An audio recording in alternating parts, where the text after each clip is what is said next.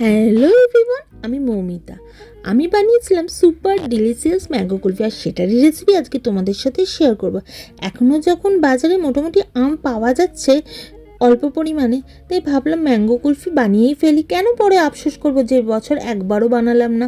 Actually যখন বাজারে mango available ছিল তখন এত বেশি গরম পড়েছিল আর বিভিন্ন কারণবশত বানিয়ে উঠতে পারিনি, তাই এখন বানিয়ে ফেললাম আর সেটা তোমাদের সাথে শেয়ার করলাম। একটা ম্যাঙ্গোকে মিক্সার জারে আমি পিউরি বানিয়ে নিলাম আর একটা বাটিতে রেখে দিলাম। তারপর 500 গ্রাম দুধকে আমি গরম করতে বসিয়েছি গাঢ় হওয়ার জন্য। তার মধ্যে আমি স্বাদ মতো চিনি আর 10 টাকার পাউডার দুধ মিশিয়ে মিশ্রণটাকে গাঢ় করে কমিয়ে নিয়েছি। দেখো পুরোপুরি মালাই হয়ে গেছে। তারপর একটা কাপে ঢেলে নিয়েছি আর করে রাখা পিওরিটা এর মধ্যে অ্যাড করে দেবো। পিওরি আর দুধের মালাইটা ভালো করে মিশিয়ে নিয়ে আমি এটা কুলফি মোল্ডে ঢেলে নেব সেট হওয়ার জন্য। এখানে আমি 3টি কুলফি মোল্ড নিয়েছি কুলফি পাতার জন্য।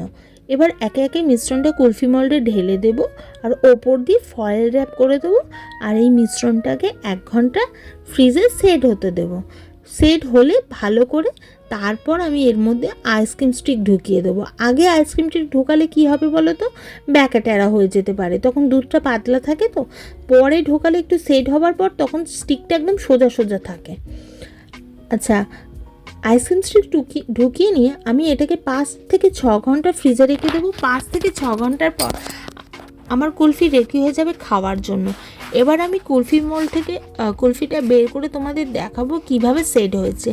দারুণ সেট হয়েছিল আর খেতে তো অপূর্ব হয়েছিল। মালাই কুলফি তো খেতে খুবই সুন্দর লাগে, কিন্তু ম্যাঙ্গো কুলফি থেকে ম্যাঙ্গোর যে স্বাদটা আসে না, সেটা সত্যি ভোলার না। তোমরা আমার কথা একবার বাড়িতে বানিয়ে দেখতে পারো, দারুণ লাগবে। আমি এখানে গার্নিশিংয়ের জন্য টুকরো করে রাখা আম ব্যবহার করেছি আর কিছু রোজ প্যাটেলস ব্যবহার করেছি। রোজ প্যাটেলসগুলো কিন্তু আমার কোনো মার্কেট থেকে কেনা না, আমার নিজেরই বানানো। একটা গোলাপকে ধুইয়ে শুকনো করে আমি জারে করে ফ্রিজে রেখে দিই। যখনই গার্নিশিংয়ের প্রয়োজন হয় আমি বের করে করে ইউজ করি। অনলাইন অ্যাপে তো 200-250 টাকা করে প্যাকেট, তাই নিজেই গোলাপকে ধুয়ে পাপড়িগুলোকে শুকনো করে রোজ প্যাটেলস বানিয়ে নিই। তোমাদের কেমন লাগলো ম্যাঙ্গো কুলফির রেসিপিটা অবশ্যই আমাকে বলতে ভুলবে না।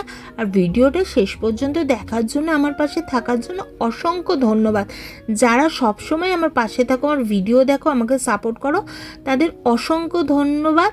সবাই ভালো থেকো। Tata, bye bye.